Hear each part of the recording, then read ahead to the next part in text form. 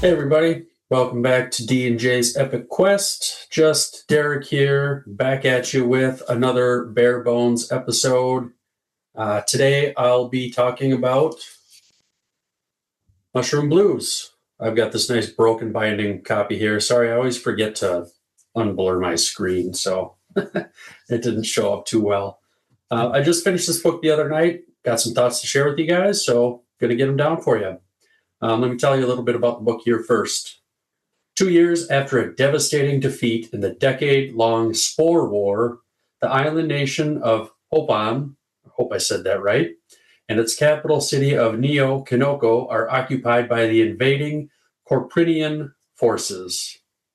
Its fungal citizens are in dire straits, racked by food shortages, poverty, and an influx of war refugees. Even worse, the corrupt occupiers exploit their power, hounding the native population. As a winter storm looms over the metropolis, NKPD homicide detective Henrietta Hoffman begrudgingly partners up with a mushroom-headed patrol officer, Koji Nomeko, to investigate the mysterious murders of fungal and half-breed children. Their investigation drags them deep into the seedy underbelly of a war-torn city, once brimming with colonizers, criminal gangs, racial division, and moral decay. In order to solve the case and unravel the truth, Hoffman must challenge her past and embrace fungal ways. What she and Nomeko uncover in the midst of this frigid wasteland will chill them to the core. But will they make it through the storm alive? First, I'll say I do remember when this book came out a little over a year ago now, and I thought it had a really cool cover, and I still think that. But I didn't really think this was going to be a book that was like up my alley. Not probably something I would pick up and read on my own, but this was the book that Matt from Go Read Books chose, and for our buddy read. They've already finished it. I believe Matt and Jim both have episodes or content out there on it, and you guys should definitely check that out. Myself, I usually prefer something more, I guess, what I would say, like standard fantasy or sci-fi. I don't really know what I would classify this. Maybe it falls somewhere in between, kind of a mystery, just kind of a jumble of genres, but it's definitely different.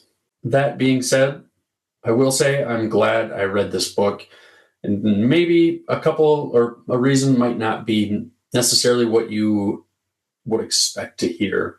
It's written in first-person point of view, and you've heard me say in the past that is a writing choice that I have historically struggled with to read. That wasn't the case here. It was something that I liked. Next, the story, it's very different from anything that I've ever read, and I'm sure I'm probably not the first person to say that about this book, but it was a lot of fun reading something that was just so out there, so different, so unique. There's humans, but then there's also mushroom people. It was weird, but in a good way. There's comparisons to this book to like Blade Runner and District 9. If you like look up this book on like Amazon or whatever, like that's what you're going to see. When I read this, I got a lot of James Cameron Alien vibes. Hoffman's superior is named Ridgway, and he reminds me a lot of Van Leeuwen from the scene in Aliens where Ripley's like explaining what happened on the Nostromo. If you remember that, this dude tells Ripley that, there's been colonists on the planet for decades or whatever it is. That's who he kind of reminds me of. Hoffman reminds me of a Ripley character or type character, but I really didn't like Hoffman in this book at all. I'll touch on that a little bit later. And while her partner, Koji Nomeko, he kind of reminds me of like a Hicks, maybe a little bit of Hudson mixed in there as well. But when I'm reading, what I'm hoping to achieve is I want to escape my everyday life, like what's happening around me. And with this book, it was really hard to do. I'm a big believer in timing. I've said that before. Like reading a book, our reaction to it, I feel like that is a snapshot into a time of our life, what's going on around us, near us. It's currently January 27th, 2026, and I'm not sure what things are going to look like when you hear this episode. In Minnesota, where I live, where Justin lives, it's been a mess here for a couple months. I don't know when it's going to get better. In this book, a lot of the times it felt to me very similar what is happening in real life in my home state. I was never going to DNF this book, but I'm not going to lie, there was times where I struggled to pick it up and had a hard time reading it just because I didn't think I was going to get that escape from all the shit that's happening in real life. And so it didn't quite feel like a chore to read, but it was difficult to just kind of put that thought aside in my head and realize this is a story and enjoy it for what it is. With that being said, I don't really know if any of these thoughts are going to be like hot takes or if I'm the only one or one of a few people to feel this way. For the most part, I felt like Henrietta Hoffman was irredeemable. I didn't like her. Not that I thought she was a bad written character or anything like that. I think for a large part of the story, you are not supposed to like her. And you find out more about her past, what she's lived through, what she's dealing with. And I felt no sympathy for her at all. Even towards the end, where maybe you could say that she had redeemed herself, I didn't feel that way. Whether that's earned or not, I just something didn't sit right, and I'm not entirely sure what that was, but she is the main focus of the story, main character, and it didn't make the story hard to read. I will say a lot of the times I was kind of rooting against her. What I was cheering for were these people that are being abused,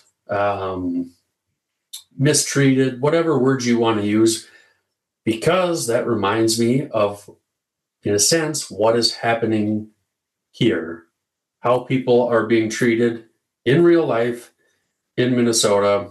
Whatever your political thoughts are, I'm just going to leave it there. But I was cheering for them. I wanted better for them. And I guess eventually they got it. And it wasn't without sacrifice or anything like that. There's basically one element that I did not agree with on their end of things, but I don't want to get into any spoiler type things. So I'll just say it seems like that was more of a tactic used by like a group of rebels within the natives of the land and not the majority of the people who are just trying to live their daily life.